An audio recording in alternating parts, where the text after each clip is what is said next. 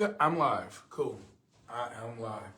Okay, so everybody, so I am here to debunk some theories surrounding commercial real estate. And the reason I say this is because as I've been diving into it, I've been told from different people, different aspects, hey man, commercial real estate is a total different beast. Don't get into it. Oh, it's so complicated. Stick to residential. Even with people knowing my experience in multifamily spans back 13 years, I've been constantly discouraged, right? So I am here to debunk the theory that commercial real estate, specifically multifamily, so in Wisconsin statute, 5 units or more, is so complicated, so complex. Well, it's not. Okay, the truth to multifamily is that it's not that complicated, contrary to what most people may think. Yeah, there are a lot more documents you need to get, such as a T12.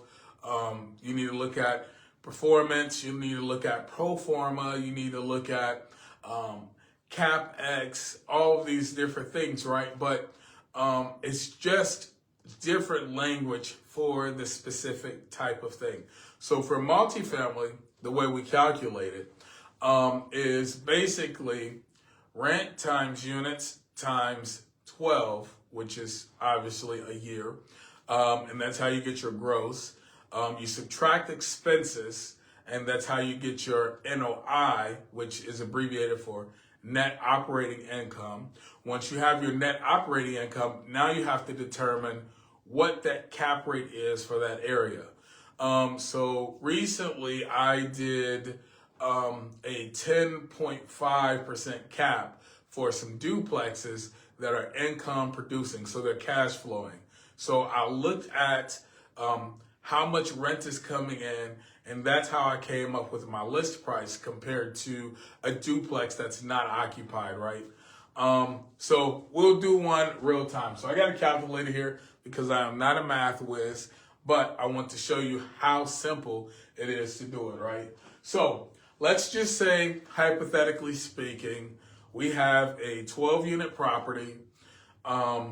It is not quite on the north side of Milwaukee, but close enough to where it might affect its cap rate. And the rents are $10.50, 2-bedroom apartments, 12 units, okay? So how you would typically evaluate this deal is you would just go here, so you'll go 10.50 times 12, okay, equals $12,600. Okay, real simple, right? So $10.50, so that's $1,050 per month per unit, is $12,600. Now, how you get your gross is you calculate the $12,600 times 12. So I'll go here, I'll multiply now. So 12,600 times 12 equals $151,200. So that is your gross annual income. Okay, so that is what the property is producing off of just rents.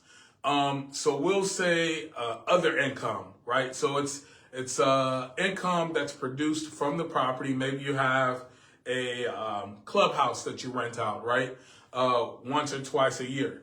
So we'll add other income and we'll put it at plus, so it'd be plus $4,600 for other income, equal.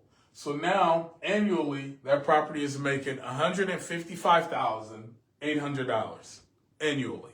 That's how much the property is making. So without understanding exactly what the expenses are for this property, you always have to subtract expenses.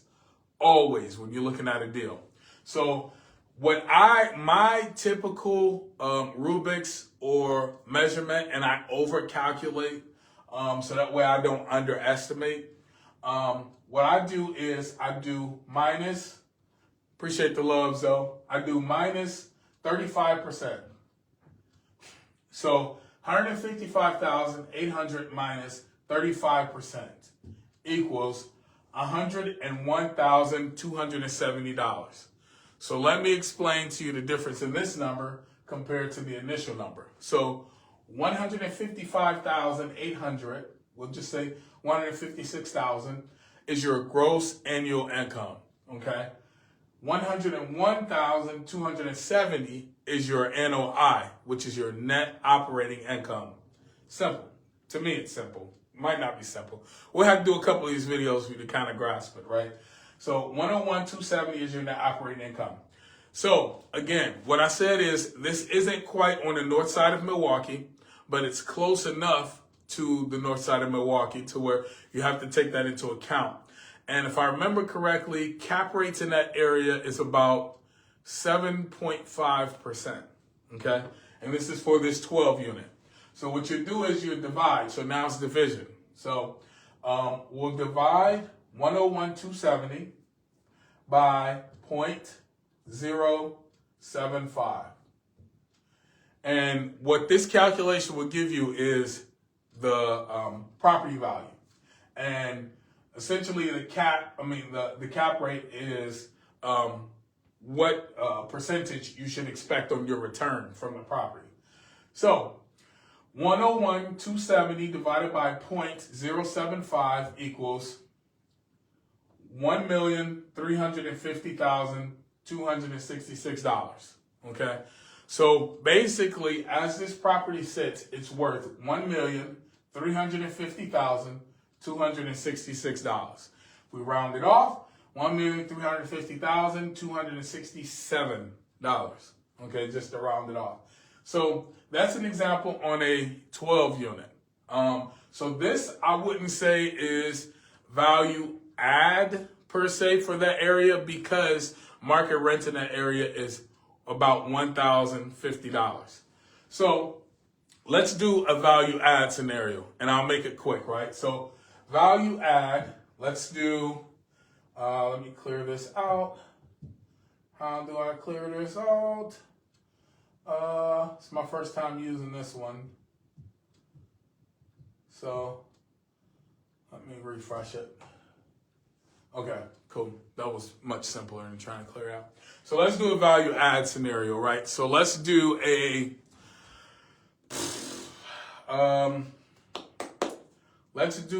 unit property and rents are sitting at about $850. Now this is going to be a 10 unit property in Waukesha where rents typically sits at about $1,275 to $350. Okay, so let's do 10 times. Well, let's do 900 just to make it a little more realistic. So 10 times 900 equals 9,000. Oh, let's go back. How do I go back?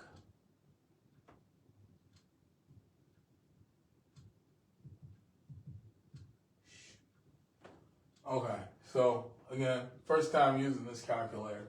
So let's try again. So 900 times 10 equals 9,000. Okay, simple math. But still doing it here so that way you kind of grasp the concept. So 900 times 10 gives you $9,000. So each month that property is making $9,000. Okay, so now you want to multiply 9,000 times 12. Okay, so 9,000 times 12 equals $108,000. Okay, so annually gross, that property is producing $108,000. Again, per my rubrics and the way I calculate these type of deals is I always use 35% of that income is going to be expenses. So you go minus 35% equals $70,200. So now you have your NOI, net operating income. That's after all your expenses are paid on that property. This is what the property is making. So now, per that 70,200, you have an additional $5,000 that the property is earning a year. So let's add in that $5,000. So let's go plus 5,000.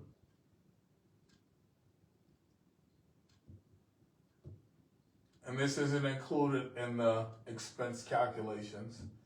So